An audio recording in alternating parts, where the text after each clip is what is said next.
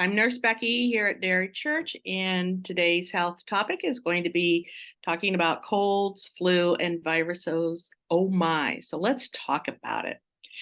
Um, let's see. Okay, let's start off with a scripture reading. The Lord sustains them on their sick beds and restores them from their bed of illness. And that's from Psalm 41. So, what I'm going to be talking about right now is that we're going to be covering colds, flu, COVID-19, and RSV. These are respiratory infections that are very common in the wintertime and as we enter into the cold and flu season. So, we need to talk about it. This is actually one of my most favorite topics to talk about because it is just so important that we take care of ourselves during this time. So, what is a common cold?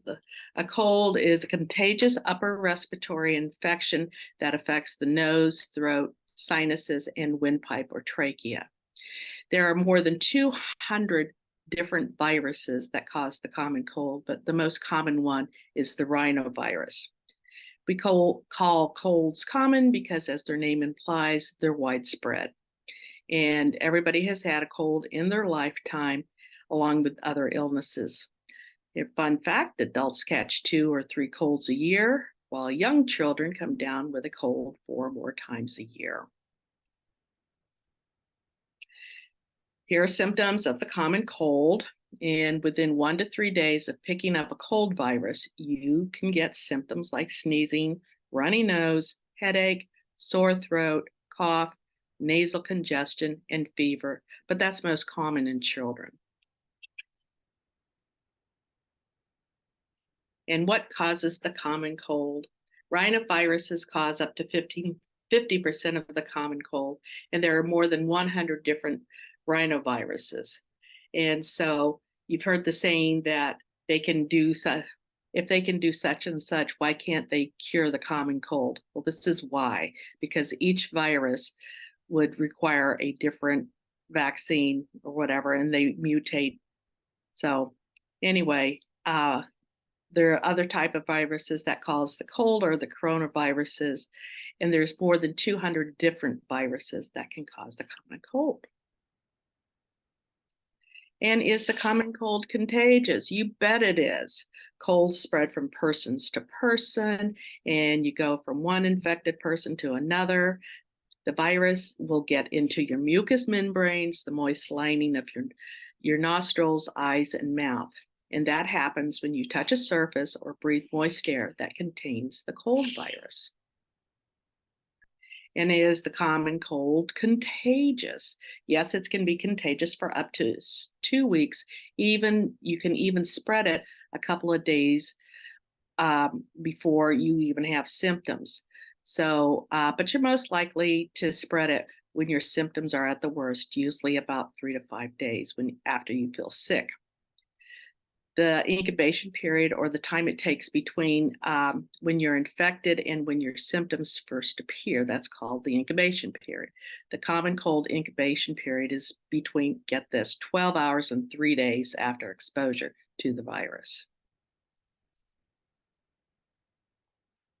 And how is the common cold treated? Well, there's no cure for a cold. So if you run to the doctor and demand antibiotics, the doctor will not give you antibiotics because antibiotics only work on bacteria and not viruses. So you have to count on the common cold to go away, and it will go away within 7 to 10 days. And it usually doesn't turn into anything more serious.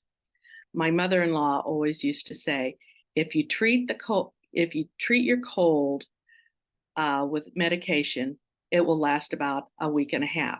If you don't, it will last 10 days. Common cold treatments include over-the-counter medicine and to help reduce your symptom and to keep you covered until then.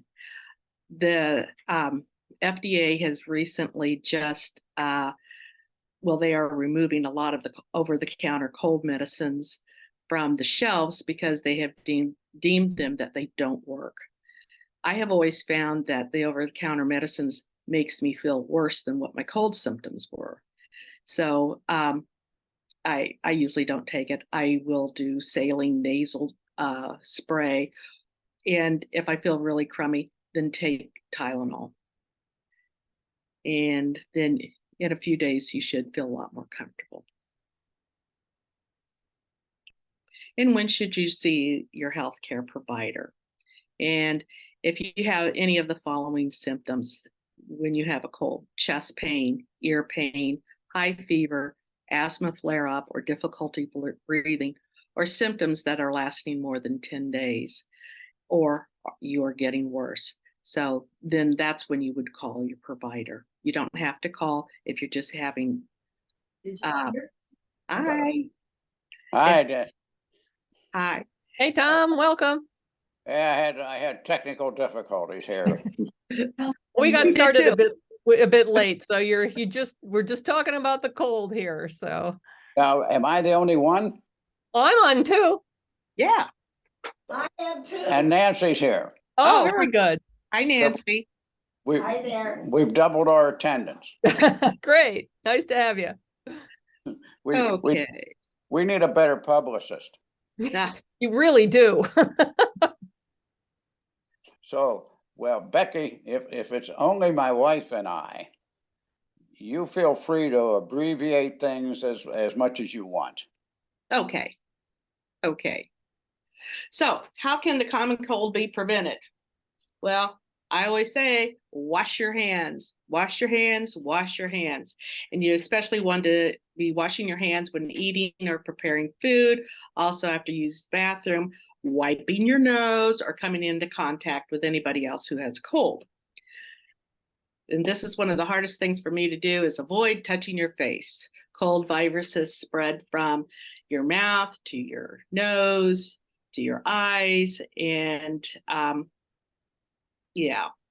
don't touch your face. And that's really hard for me. And you want to be cleaning hard surfaces frequently. Viruses can leave on tabletops, doorknobs, you name it, and other places where people often touch. You want to keep those clean. Use a hand sanitizer when you can't wash your hands with soap and water. Use the alcohol-based hand sanitizer. And to make sure that you don't spread the cold to other people, stay home and do a little bit of self-isolation until you get feeling better. Okay, you say clean surfaces frequently. Yeah. Just with wiping it down. I mean, no Yeah. A Clorox wipe or something like that. But doorknobs, your phone, because that carries a lot of germs, and your landline phone, countertops, anything that is being touched frequently when you go in and out of the house. I myself do carry wipes in my car, and I will wipe my steering wheel down. So, because you go shopping and you have a shopping cart. Of course, I always wipe that down too. And you're handling surfaces where a lot of other people are touching. I have this habit of, whenever I've been out, when I come home, the first thing I do is wash my hands. Yes. No matter where I've been out. That's just what I do. Yes. Good practice, Sue. Good practice. Okay. Ooh, look at this. That's flu virus. So our next topic is, what is the flu or influenza? The flu is a respiratory illness caused by influenza virus that infects the nose, throat, and sometimes the lungs. It can be from mild to severe, and at times it can lead to death. To prevent the flu, the best way to prevent the flu is by getting a flu vaccination every year. Okay. And basically the same criteria or same action as in avoiding a cold. Yeah. Mm-hmm. The flu is airborne, isn't it? Yes. As is cold and COVID and RSV. So, and most experts believe that the flu virus is mainly spread by people who have the flu, who cough, sneeze, or talk, and it can land in the mouth or noses of people who are nearby. and often. A person might get the flu by touching a surface, or let's see, the flu virus on its own, and then touching their own mouth and nose possibly. So again, this is keep your hands away from your mouth and face, and wash your hands frequently. Okay. Periods of contagiousness. Okay. This is one of the things specific about the flu too, is that you can have the flu and not even know you have it.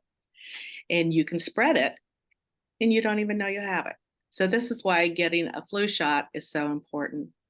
And people are the most contagious in the first 3 to 4 days after the illness begins. And otherwise, healthy adults may be able to infect someone beginning 1 day before the symptoms develop and 7 days after becoming sick. You don't even know you're sick yet, but you can become infected. You can infect other people. Some people, especially young children and people with weakened immune systems, might be able to infect others for an even longer amount of time. So one of the things that I've always said is wash your hands often.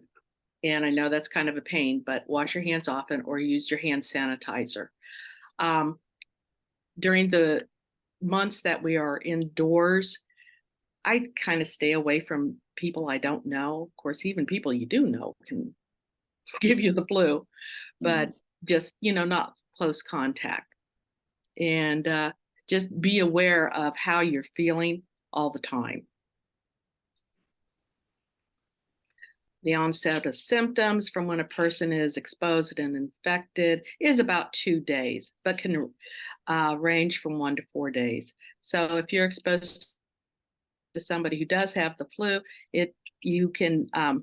symptoms can begin in about 2 days, or 1 day to 4 days. So, but it's a relatively short amount of time. Common symptoms of the flu, often but not always, begin with fever as well as muscle aches, chills, and sweats. I remember the last time I had the flu, which was a number of years ago. I was so sick.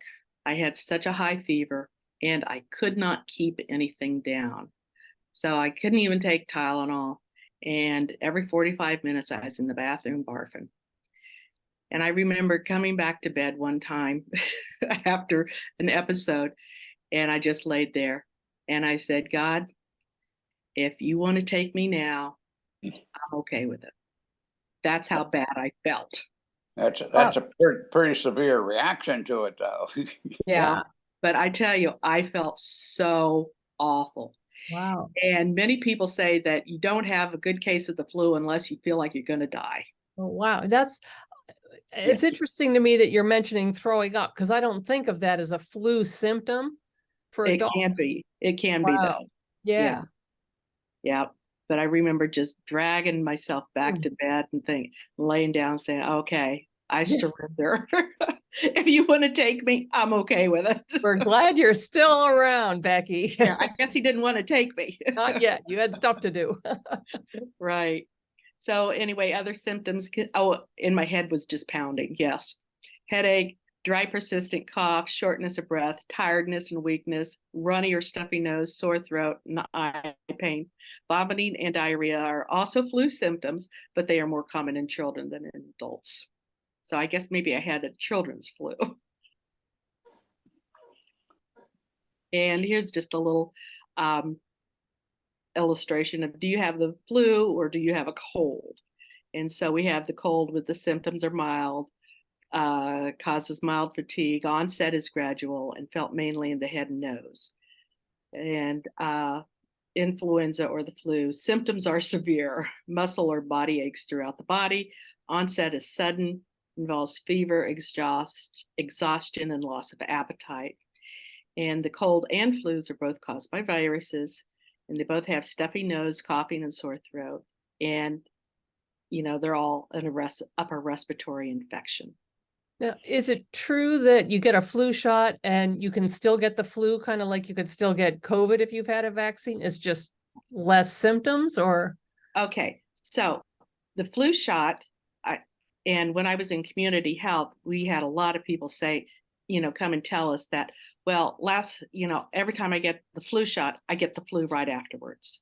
Well, that's not true, because in the flu shot, what they do is they take the virus. It is either dead or very, very weakened. It does not cause illness. Mhm. So what you're experiencing after getting a flu shot is that just a mild reaction Mhm. to the flu shot, Mhm. but it's not the flu. It's Mhm. just your body, your immune Right. response responding to the flu shot. But And yeah, go oh, ahead. go ahead. But if you get the flu shot, you can still get the flu? Yes, you can still get the flu, because there's several different types of flu that is running around.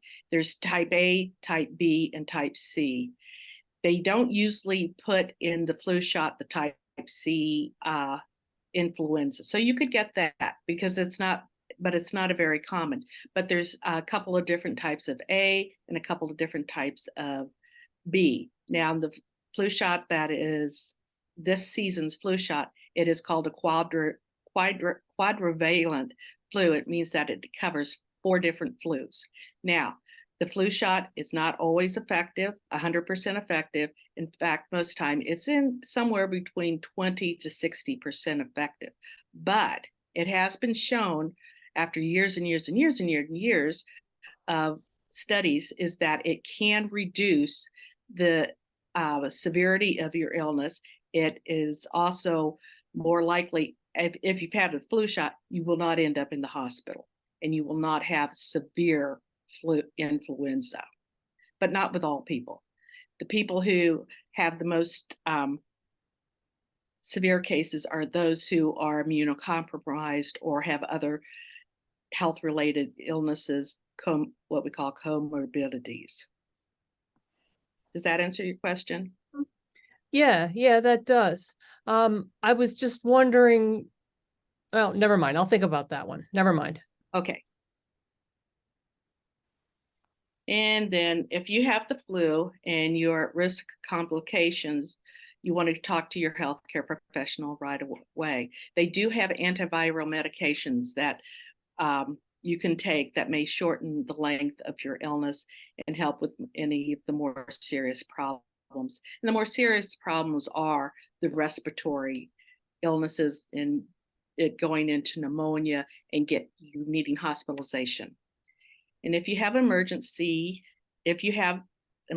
symptoms of the flu, it's imperative to get medical help right away. And for adults, the emergency symptoms can include difficulty breathing or shortness of breath, chest pain, ongoing dizziness, seizures, worsening of existing medical conditions, and severe weakness or muscle pain. So any of those symptoms, you want to get in touch with your provider right away. And preventing the seasonal flu, the first and most important step is to get your flu vaccine every year. And the flu vaccine has been shown to reduce the risk of getting serious flu complications that can result in hospitalization and even death. Every year, oh gosh, thousands of people in the United States die from complications of the flu. Go ahead.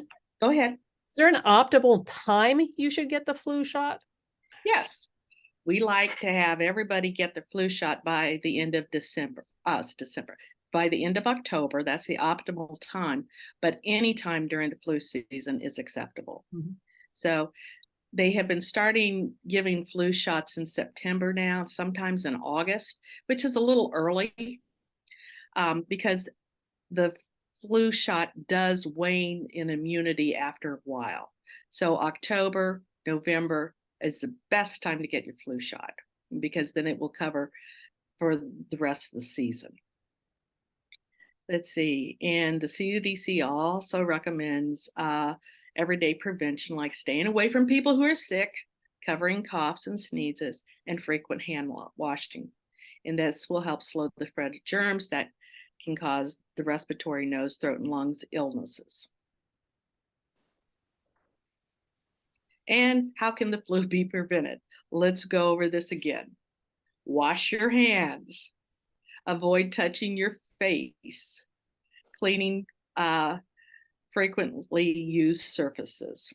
And using hand sanitizers when you can't wash your hands with alcohol, or wash your hands and use the alcohol-based hand sanitizer. And stay home. Make sure you don't spread the flu, and stay away from others who are sick, if you can help it. So is this the cold or flu? You've got cold symptoms on one side and flu symptoms on the other side. It's a cute picture though. And then here we go. We're going to go into COVID-19. Okay, and what's the difference between the flu and COVID-19? Okay, influenza or the flu, and they're both contagious respiratory diseases, but they're caused by different viruses. COVID-19 is caused by a coronavirus named SARS-CoV-2, which is severe acute respiratory syndrome, CoV-2. And then COVID-19 is named after the year that it was discovered in. And the flu is caused by the different influenza viruses. And you can't tell the difference between the flu and COVID-19 unless you test, because the symptoms are all the same. And back in the early days of COVID testing, they used to do what they call a PCR test. And that is like the gold standard to check to see if you have the flu or COVID. And that's the one that they stick way up in your nose and tickle your brain. And then it takes a couple of days to get the results back. And again, that's the gold standard. And they also have now, which is the antigen test. And that's the home test where you stick it up and kind of swab your nose, and then you get results in about 20 minutes. The antigen test will only test positive for about 10 days. Now the PCR test, I know this is probably way too much information, but No, it's not. Keep going. Oh, okay, the PCR test can detect the COVID-19 virus for about 90 to 120 days if it's been present, whereas the home test only about 10 days. And so if you do a home test and you know that you've had COVID and you're testing again, even after 10 days, it may show negative. Okay, and so there's also, if you don't have a home test and need to get tested, there's also the health department has all sorts of locations for testing. And then you want to talk to your health provider about getting tested for both flu and COVID if you have symptoms. The test we've had up until the current inoculation is being introduced into the population.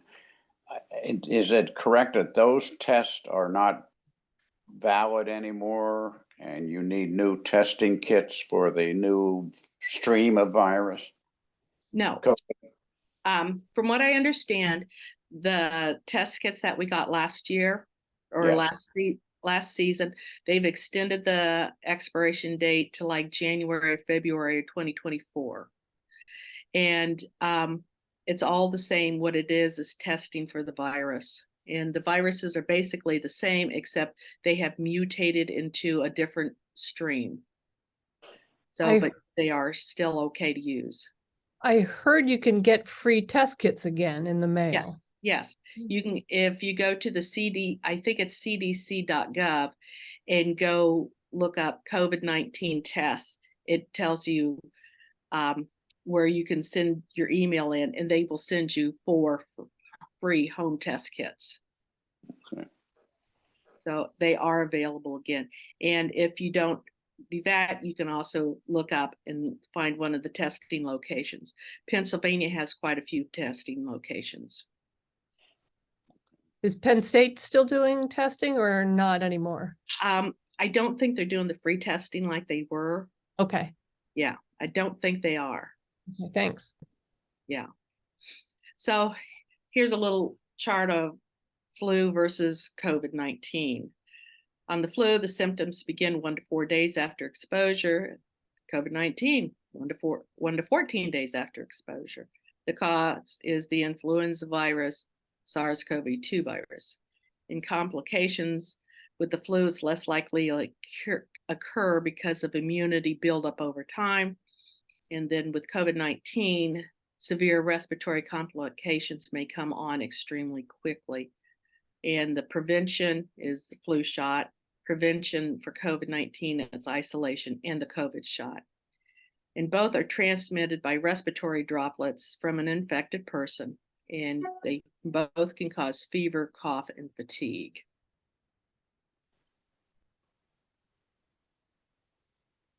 Let's see. Symptoms of COVID-19 can last from 14 days after exposure, having symptoms.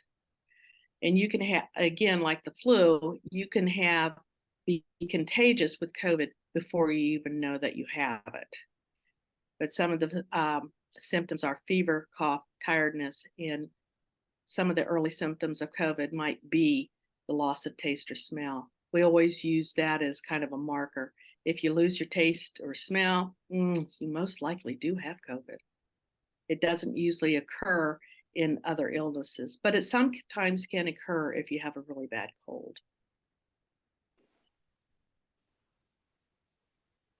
And other symptoms may include shortness of breath or difficulty breathing, muscle aches, and that seems to be a really big one.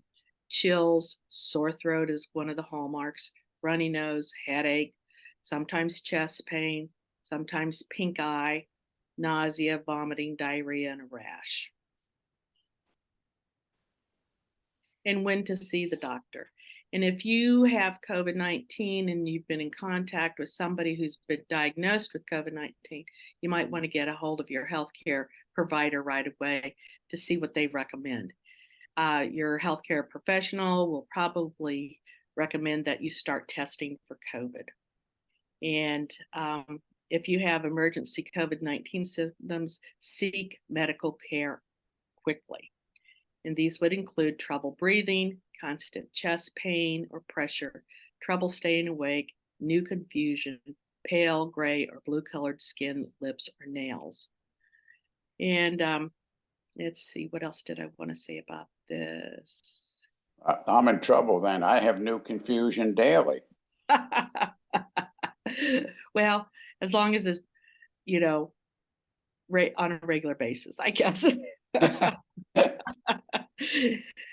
Okay. And they also have antiviral medications that you can take that the doctor may want you to take when if you do get positive for COVID. And let's see.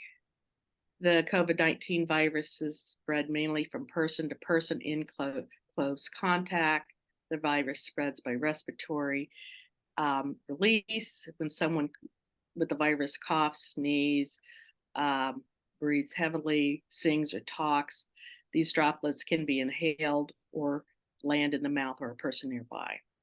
Sometimes the COVID-19 virus can spread from person to person, vary from small droplets or aerosols that stay in the air for several minutes to hours. Well, I think they kind of said that it doesn't stay for hours anymore. It's only minutes, and that's called airborne transmission. The virus can also spread if you touch a surface with the virus on it and then touch your mouth, nose, or eyes, but that's a very low risk. And it is possible to get COVID-19 more than once. Is that something more frequent than the prior versions of COVID? I mean, you could get it more than once of those versions, I believe. Yes, and you can still get it more than once because the virus seems to be mutating at a very rapid pace. And so the virus that was prominent this summer, which was one of the Omicrons or something like that, has now been overtaken by what they're calling XBB 1.5. And that's what the new COVID vaccine has now, and it will cover the XBB 1.5.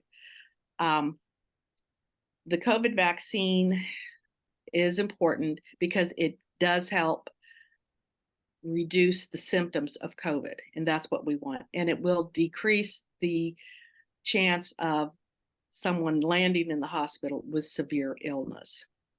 And let's see, getting a COVID vaccine and a flu vaccine is the best way to protect against both. And you can get them together. Can you get them together? You can, yes, you can. And they recommend that it all depends on your healthcare provider. There's really no hard set recommendation on whether you can get them in the same arm or whether, one arm, but you can get them on the same day. Now, I know that at Penn State, we used to give them the flu vaccine in the arm, and then you'd have to go over like 2 inches and give the other vaccination about 2 inches away. So then you'd only have one sore arm. But it all depends on what your provider wants to do. And there's been good information saying that it's okay, it's fine to do one arm and one arm, or in both arms. But it certainly saves a lot of time and energy to get them both done at the same time. Well, our family health providing group doesn't deal with the COVID. They said there's too much process of getting approved for it or some excuse. So, yeah. So we have to either go to a pharmacy, or I guess that's where we'll go.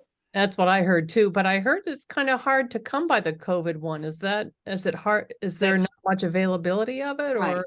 They're having a hard, well, there's some supply issues. Okay, wondered.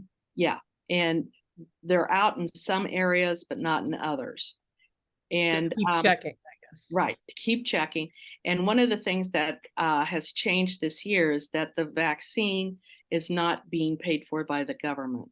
If you have health insurance, it will be covered. Most health insurances will cover the vaccine.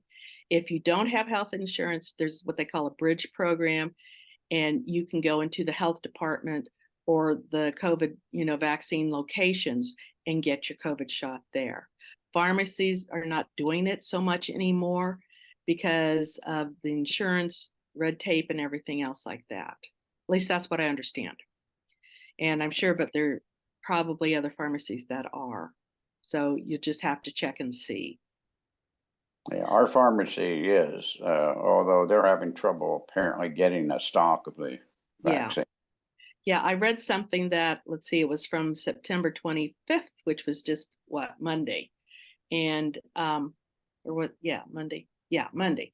And said that they're still having supply issues getting them widespread out. Yeah.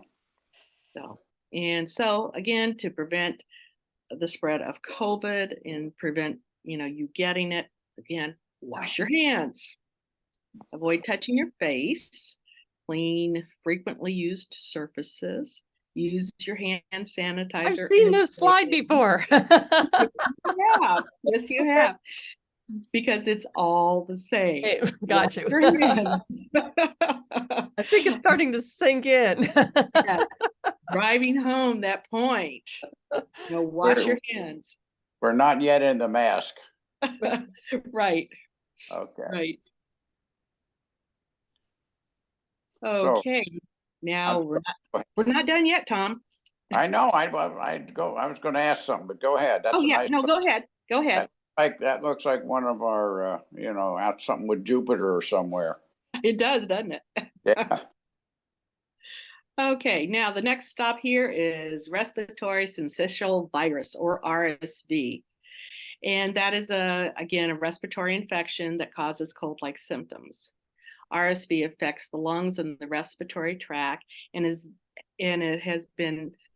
common in most children and adults, and most everybody has been been infected with RSV at one time or another. It's mild cold. And let's see, in adults and older healthy children, RSV is usually very mild and typically mimics the common cold. And the measures taken are usually just to relieve discomfort. But RSV can cause severe infection in some people, including babies, older adults, people with heart and lung diseases, or anyone with a weakened immune system, immunocompromised. Now, one of the things that happens is that in babies, they don't have a very strong immune system. And these are children like under 2, is that they can get RSV and it can be severe. When I was working in Children's Hospital, every year from about January to April was RSV season. We would get these little newborn babies and they would just really be struggling to breathe. We'd get them admitted and do supportive care, suctioning their nose, giving them lots of fluids, to thin things out, and just real supportive care. In about 3 to 5 days, then they could go home. Now, in older adults who have weakened immune systems, it can affect them equally as bad. And some of them can end up, in the intensive care unit and even dying. So here's some RSV symptoms. An infant is irritability, poor feeding, lethargy, apnea, process in breathing, and fever. And these little babies are just miserable. In children, runny nose, decreased appetite, cough, sneezing, fever. In adults, pretty much the same thing. And the signs and symptoms most commonly appear 4 to 6 days after exposure. And again, causes mild flu-like symptoms, but may also include congestion or runny nose, dry cough, low-grade fever, sore throat, sneezing, and headache. And if a person is most contagious during the, what it says, something after infection, a couple days after infection, but in infants and those with impaired immunity, the virus may continue to spread even though symptoms go away and for up to 4 weeks. Now, let's see, let me go back there. And they have now, this is the first year that they have come out with an RSV vaccine for adults. It is still kind of in the, let's see how this works stage. It does work and it does help prevent severe infection. They've been giving this to little kids like under a year who are very susceptible to illness. There'd be kids like with cancer, kids with heart problems. We saw that a lot because at Children's Hospital, we did a lot of heart repairs. And if these kids get RSV, man, it is really dangerous for them.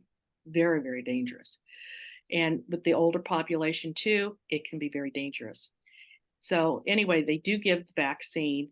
And like I said, this is the first year that it's really being stepped up to be given to people 65 and older and under a year. RSV, they have not determined whether the RSV vaccine, they have not determined whether yet it can be given at the same time as your flu and COVID vaccine. So that would have to be a separate trip. Next year, they'll probably figure it out. They also do not know if this RSV vaccine will protect 1, 2, or 3 years. They don't know that yet, but it is shown to be safe. So anyway, it's just one of those wait and see things. And if your doctor recommends it, do what your doctor, wants. And again, these are the best ways to prevent RSV. Wash your hands, avoid touching your face, cleaning frequently used surfaces, using your hand sanitizers when you can't wash your hands, and stay home and make sure you don't spread RSV to others, and stay home when you're sick. So I'm going to open this up for questions, comments. I Here's- forgot what the question was. Oh, okay. But here's just a little chart on whether it's RSV or COVID. And as you can see, there are, a lot of the same elements are in all of the viruses that we talked about today. Okay. We have neighbors who are pharmacists, Mhm. and I was talking to one recently, and he said they're slow to get their the new COVID virus in, but he said they are throwing out all the old viruses that apparently they're ineffective now. Right. Okay. Because they're all those viruses are gone now. They're not the circulating ones. So they do no good. So if you have these flu symptoms, is it recommended that you test to find out if it's COVID, or does it really not matter? It really just depends on you, your own health situation. And if you feel like you might have the flu or COVID, it's up to you to test. Mhm. I'm kind of one of these people that I've always been that if you're sick, stay home. Right. And is there some recommendation on how long you should stay home once you're kind of symptom free? Is it? For COVID, what they recommend is that you self-isolate for the first 5 days. And then if your symptoms are improving and you're feeling better, then just you can be out. But CDC does recommend wearing a mask for the next 5 days, up to Gotcha. 10 days. But if you're still having symptoms, stay home. Gotcha. Yeah. And if your symptoms get worse, call your doctor, and you might be able to get an antiviral that they have, because Mhm. there's several of them now out that they're prescribing. But you can't get that stuff over the counter. You have to get a prescription. Yeah. Okay. And many times the doctors will say, test at home. If you're positive, we'll get you, your prescription. But if you test negative, then they'll want you to test again in a couple of days, and then again in a couple of days. So will those antiviral things work if you have the flu or only on They COVID? probably could. Because they're antiviral, not Right. antibacterial. So, Right. gotcha. But they usually don't prescribe those unless you are at risk of Gotcha. having COVID or you're getting worse. And if you're over 65 and you know that you have COVID, you might want to call your doctor and let them know, so that then they can decide whether you need the antiviral or not. How long do you have to stay in after COVID? 5 days. 5 Right. days. Yeah, 5 days. As long as you're getting better, or 10 days. If you're not getting any better, call your doctor and they'll recommend that you stay in another 10 days. Or another 5 days to 10 days, or when you're feeling better. Did either of you get the COVID? Not yet. I got my flu shot, but I haven't No, gotten but COVID. did you get COVID? Oh, a year ago this time, I did get COVID. Yeah. Yes. How about you, Beck? I don't know if I had it or not. Okay. When I was in Africa, I got something, and I didn't have the symptoms. I only had like exhaustion, a cough, and severe backache. Oh, wow. Yeah, I mean, it was like really bad. That doesn't sound like COVID, but who knows? I know. And when I got it, it was July, and that's their flu season. So it could. I don't know if I got their flu or not. So it kind of seemed like flu.